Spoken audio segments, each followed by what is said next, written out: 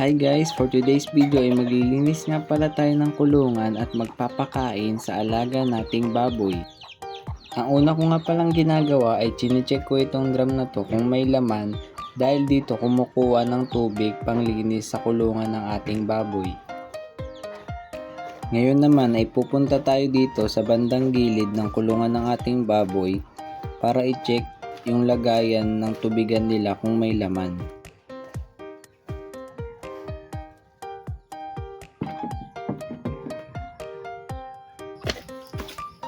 So ayun guys, pumunta nga pala ako dito sa water pump dahil itong water pump na to ang nagbibigay ng tubig dun sa drum at sa galon. Kailangan nga pala muna buksan tong screw na to para lagyan siya ng tubig para hindi masira yung water pump.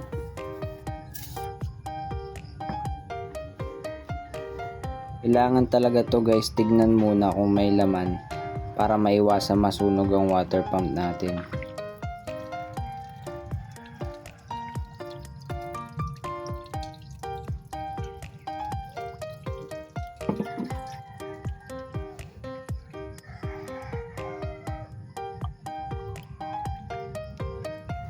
Yan, so nalagyan na natin siya ng tubig. Lalagay na natin yung takip niya bago natin siya buksan.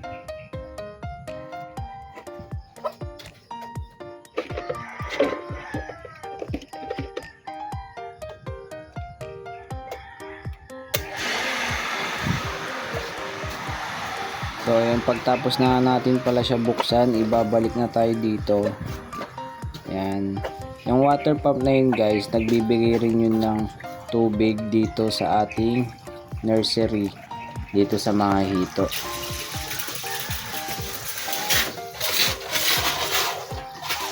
Ayan, tignan nyo yung malaking hito.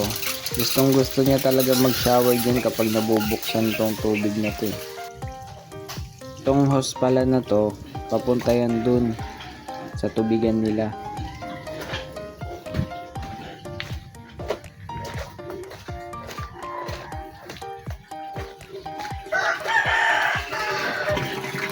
Antayin lang natin mapuno itong drum tsaka itong galon, tapos papatayin na natin siya.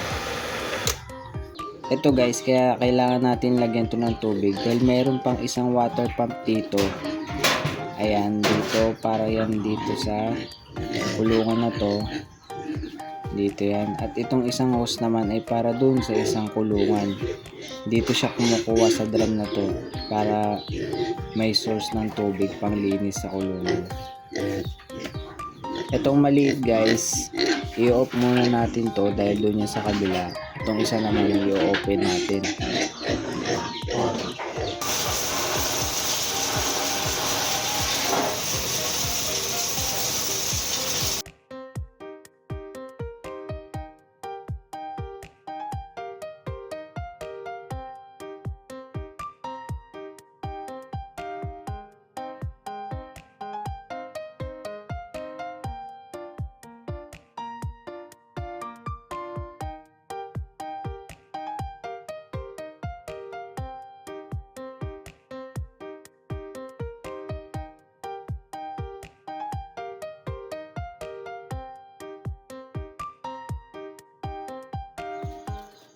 So ayun, pagkatapos ko nga pala maglinis ay pumunta na ako dito sa pagkainan nila para mapakain na natin sila.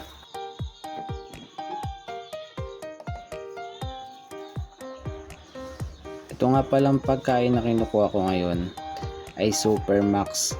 Yan, para dun sa 7 na baboy na maliliit para hindi sila magtatae. 3 kilo nga palang papakain natin sa kanila.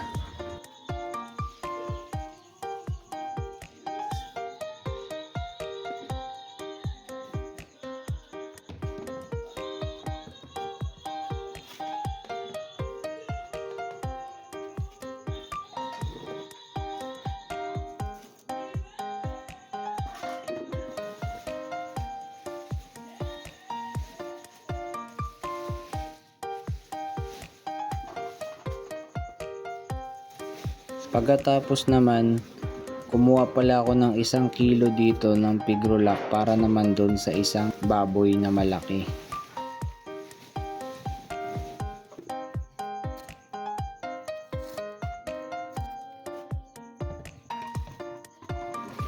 At ito naman, ang panghuli ay para dun sa nanay ng mga biik.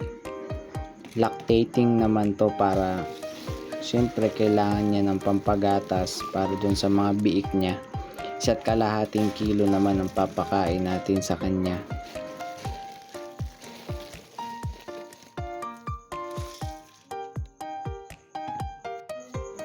Ayan, nakakuha na tayo ng mga pagkain nila.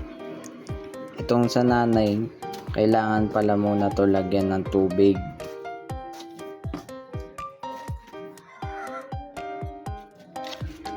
Yan, dito nga pala kumukuha ng tubig sa poso.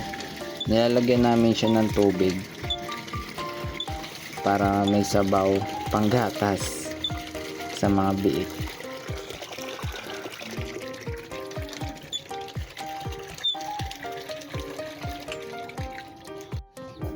So ito yung para sa nanay.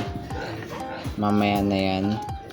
Uunahin muna natin pakainin yung isang malaki ng Pigrolac. Ito.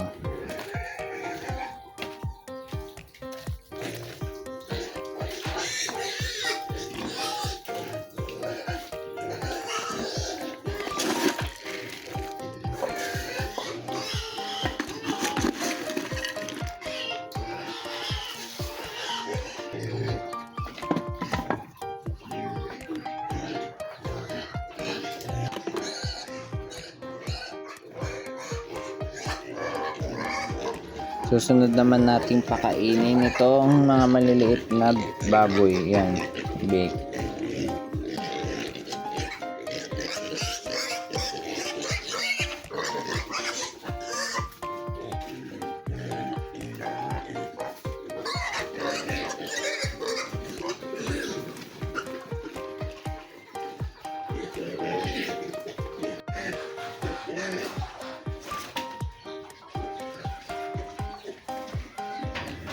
So ayun guys, yung mga baboy nga pala namin ay 2 beses namin pinapakain sa isang araw. Isa sa umaga at isa sa hapon.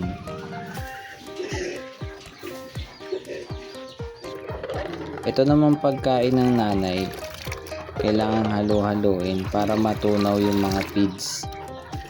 1.5 feeds para sa nanay sa umaga, 1.5 ulit para sa hapon. So ayun guys, hanggang dito na lang.